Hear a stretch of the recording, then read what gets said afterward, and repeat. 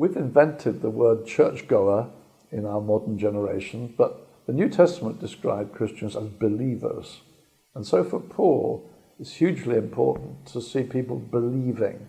He's received grace and apostleship, he says in Romans 1, to produce the obedience that comes from faith among the Gentiles. And God wants obedience, not just cowed obedience, fearful obedience, but obedience that's based on faith, confidence in him. He wants us to trust him.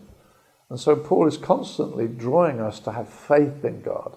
He's showing us God is utterly faithful, he's utterly to be trusted, that what God has promised, he's also able to perform.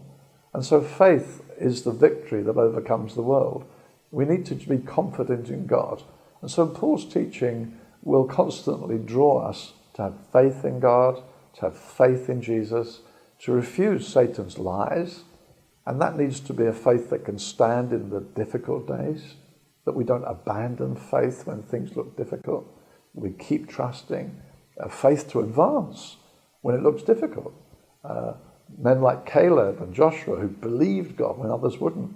And Paul is constantly encouraging us to believe, be strong, stand firm, put on hold up the shield of faith against these fiery darts.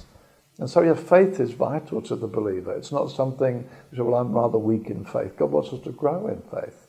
And Paul will constantly encourage faith as the way forward. The way right through the Bible, whether we're talking Old Testament characters like David taking out Goliath, like Joshua crossing Jordan, faith was what won the day. And for us, we need to cultivate faith.